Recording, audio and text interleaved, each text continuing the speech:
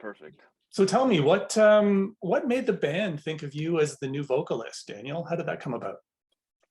Um, I'm not too sure. I don't want to speak for the rest of the guys, but I can kind of say that I can kind of give you the timeline of how things worked out. So I think really the closest relationship I had with any of the guys before the band or anything was with Doc. I was in the Acacia Strain prior to Bad Wolves, and he was in God Forbid. So we had done a couple full U.S. tours together back in the day. I believe as far as 06, 2007, maybe. So we kind of became friendly on those tours, and we just kept in contact ever since.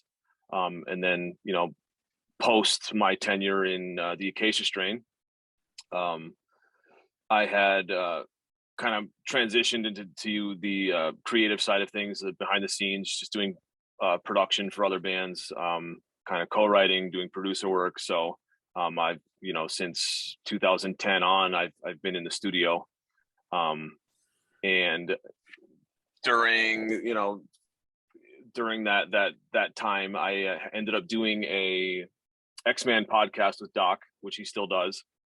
And we just kind of talked, and even after we did the podcast, we hopped on the phone and just kind of caught up a little bit.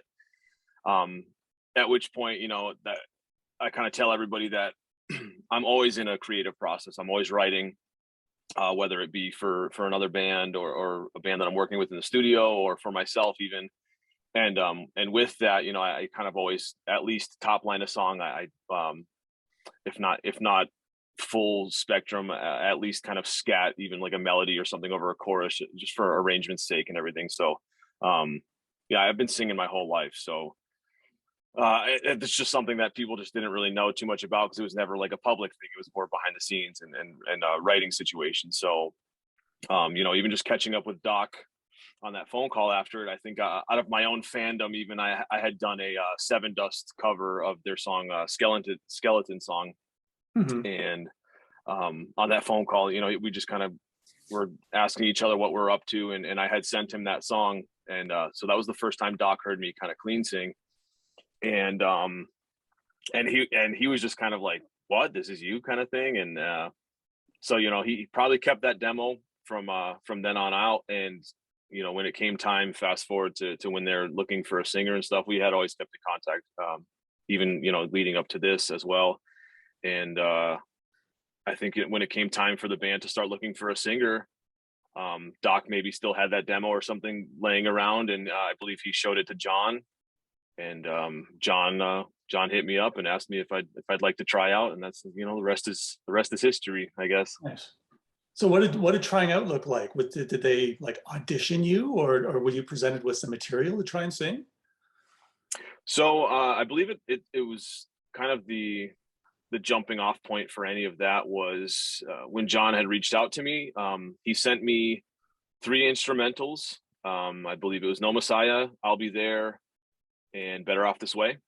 Okay. And like I had mentioned, I have a studio and the means to properly record things. So within like 24 hours, I had tracked, edited, and sent them back those demos. And so that kind of gave them an idea of how fast things work around here when it comes to production and kind of creating. And with that being said, although they were happy, and I think that they were impressed with what they were hearing and all that, I think it was just the kind of situation where we all agreed that there's no shoe-in for it, right? Like, we're friendly. We all kind of come from the same metal background, and we all knew each other, but that didn't mean anything. It really, and I've kind of been saying that, at that time with a band that has built such a big world around them, like Bad Wolves, looking for a new singer, it's a scary time. And, but at the same time, it's a really exciting time too. It's a time for them to try new things, even expand on their sound a little bit. I mean, a new voice, you can kind of, you can imagine that you can try a lot of new things with a new voice. So, dependent on who you end up with. So, I think at that point it was definitely imperative for everybody involved that they just kind of exhaust all their options and just really and see what kind of talent is out there. So I had sent them the demos, and we had just kind of kept on good terms, and we just kept talking, kind of buddy. And a couple months went by, and they went through a really extensive search. Tried out a lot of amazing people, and even kind of when it came down to that last kind of tier of people that they were considering, I think me and maybe 5 other people or something like that, out of maybe a couple hundred or something. I'm not sure exactly how many people they tried out, but I know it was a lot. Right. And even out of that last tier of 5 people, and I was still speaking with the guys, and I had heard some of the submissions, and they were there's some amazing talent that submitted, and I've just been kind of saying that they would have been okay with any of the other 5 people that were trying out. So it's really, but it just ended up, I think, beyond my vocal ability or anything. I think we just kind of had a connection. Even just kind of going into the first rehearsal and everything, it felt like a family reunion. There was an obvious chemistry between the guys and I, and it felt right. So it turned out that the first guy that sent the demos and the first guy that they heard ended up being the last guy. So sometimes you have to do that journey to figure that out, though, right? That's right. Yep. And you don't know until you know. You had said it's a strange thing for a band to find a new vocalist. It's even stranger to do it during a pandemic. I just can't imagine what was going through everybody's heads in that time frame. Yeah, no, I agree. Even being in the middle of it, it was still kind of funky for all of us. Even the first couple times, because obviously, everybody in the band is they're of the we're all very like-minded. We want to be safe. We don't want to get anybody sick. So, beyond the demos, getting closer to that last kind of tier of people trying out, we started, kind of having to figure out, because up until then, even my family and I, we were spraying groceries, we didn't know what we were dealing with. So we were just trying to be cool about it. And it got to the point where John was like, okay, so, you're in, we really like what you sent, we're happy. We want to try and rehearse now, kind of put a set together and kind of give it a live rounds run. So, it got kind of tricky to take the flight out there, the first flight since the pandemic, and kind of go rehearse with the guys in the room. So you kind of got to throw caution to the wind. And that was actually the point where it just kind of felt like that's where we kind of noticed the chemistry, when we finally got into a room together and we were able to kind of play the songs loud and just kind of feel each other out and kind of talk some crap to each other and just be bros for a minute. And I kind of been telling the story. It's really, in the grand scheme of things, it's pretty insignificant, but in my mind, it was a really cool moment for me, just leaving that first rehearsal, being with the guys and stuff, and we're just kind of getting past the music and we're going to go eat dinner or something. We were leaving the rehearsal space, and in the parking lot, I had been riding with John, and I don't know if it was his keys or something, but from across the parking lot, we kind of got out of the building, and he kind of whipped something at me. I don't know if it was keys or, like I said, but he threw something like across the parking lot at me, and my ex-football player in me, I like just noticed it last second, and I caught it with like 2 fingers, and everybody, like Chris, John, everybody kind of stopped, and we were like, that was like kind of like a moment where we were like, all right, okay, like kind of thing. And then the day continued, but it was a cool moment for me for sure. That was a day that kind of presented the chemistry for sure. So did you assemble all of the material that is on the new album remotely? You recorded it all and put it together separately? No. So the guys have been writing this album. By the time I had come in, if I had to put a number on it, the album was about 60% done. Right. The guys have been working on the album for, if not over a year, maybe even close to 2 years, within the band and with outside writers as well. So really the collaborative process between the guys and I really kind of started taking place when I came to track the vocals for the record. when I had gone out to Sparrow Sound, their local studio with Joseph McQueen and Josh Gilbert being the producers. And yeah, that's really kind of the point where we started putting every part of every song kind of under the microscope, scope, so to speak. And we just kind of, especially with my kind of stylistically, like my vocal, we kind of just really started tailoring the parts to my vocal, and you know, maybe moving the arrangements around, or just kind of figuring out the dynamics of the song, especially like, you know, with my new vocal and stuff. And yeah, that's really kind of when we all kind of took the producer role. And I've just been saying the same thing where I've never been really in a band situation where almost every guy in the band could be a producer in their own right. It's kind of crazy, like the amount of talent in this band. So yeah, it was really that was the really, like, the collaborative process really started there. And then, you know, even after the fact, where we had finished that, or we had felt like we had finished the record. You know, the band is a LA based band. I'm a Massachusetts guy, so I had gone back home to my studio, and we felt like, you know, there were still a couple things missing. So that's kind of when the remote writing process began between the guys and I.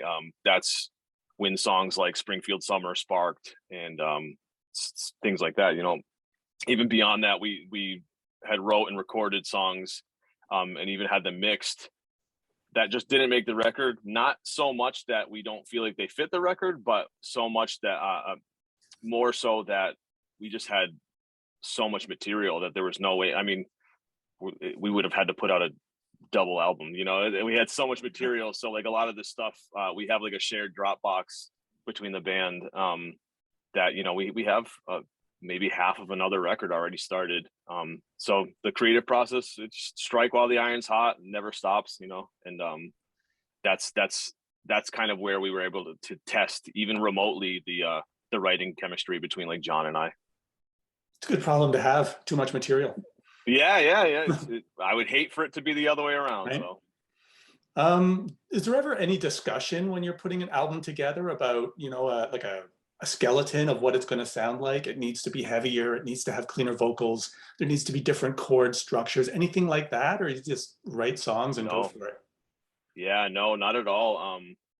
I think that's definitely a big point, even coming into it, that we didn't even really have to talk about it. It was just, you know, almost intentionless. I think it was most important with my coming in the band and even moving forward, that I think it was most important that we first and foremost write for ourselves and write a record that we can be fans of, which I think, you know, it's exactly what we did.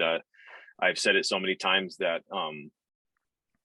I've done a lot of records for myself, for other bands, and by the end of the process, you know, it's such a repetitive process. You hear the songs so many times. By the end of it, you hate the material almost, just because you've heard it so much. That's it. You're done with it. But this is probably one of the first times doing a record for me that I still, you know, I'm trying to build the muscle memory, working up to playing live and stuff, and really just kind of being super familiarized with the material. But even beyond that, like I'm still listening to the record as a fan of the record. We love it that much, and that was definitely a big point kind of going into it, that we write an album that we want to listen to. So when you look at the 12 songs that are on Dear Monsters, do you know which ones are the hits or the singles? Or do you just sort of leave that up to the marketing people? I think really another thing kind of going into it, it's just it's all killer, no filler. There's not one song that I can't speak for anybody else except myself, but I don't think there's not one song that I would skip on the record. So at the end of the day, I think every song on this record in some way, shape, or form could be a single. And that wasn't intentional either. I think, you know, we just write that style of music. I think every guy in the band is just into that style of music, where, you know, the big hooks, the big memorable choruses, and it's just tends to be how we write, and it tends to be the music that we listen to on the side anyway. So yeah, unintentional. All right. I was surprised. I'm terrible at picking songs. I'm terrible at picking singles. Me too. I went to in the middle. Like the way the album ends on that song, it's nice. You know, it's nice lyrics. It's softer. It feels like a rock radio song. And I don't want to jinx it or anything, but there's some mojo on that song that I think could go places. Yeah. I mean, that was actually for me to go track the album. That was actually one of the most stressful moments for me tracking the album was recording that song. And especially, you know, because that song is based on Doc. Both of his parents, he'd lost both of his parents in the past year, so he had a kind of a really tough year. And that song is just kind of a tribute song to them, and just so, like having such a strong, big meaning behind it, and Doc being a good friend and everything, and now a bandmate. It's just like that was a very stressful moment for me, because you know, he's going to have to listen to that song years from now, and it's going to make him think of, you know, his parents, and it's going to bring up a lot. It's a very emotional song in that sense. So I just wanted to really knock it out of the park and do it justice, especially based on that fact. So you know, I really, that was a really stressful moment for me, and I'm glad that it turned out the way it did, and I think everybody had a good cry after that song for sure. Good. Yep. So can you talk a bit about what touring is going to look like for you in the next year? I imagine you're not real eager to do face-to-face interviews, meet and greets, like all that kind of stuff that was, you know, sort of the norm for touring back in the day. I don't even know what that's going to look like now. I don't either. Yeah, I mean, not only with like the pandemic and the new normal or whatever is going on now, everybody trying to kind of figure out this volatile situation, this shaky ground. But on top of that, it's like I haven't toured in 10 plus years, so like right. It's just like a double whammy for me. But I mean, really beyond that, at some point, you know, we're gonna have to get out there. It's just the kind of situation where we don't want to get out there. How many, you've seen it so many times, unfortunately lately, where you know, bands, a nice big tour starts, and a week into it, the singer of the headlining band gets COVID, and it's just been such a mess. So like we're really trying to avoid all that,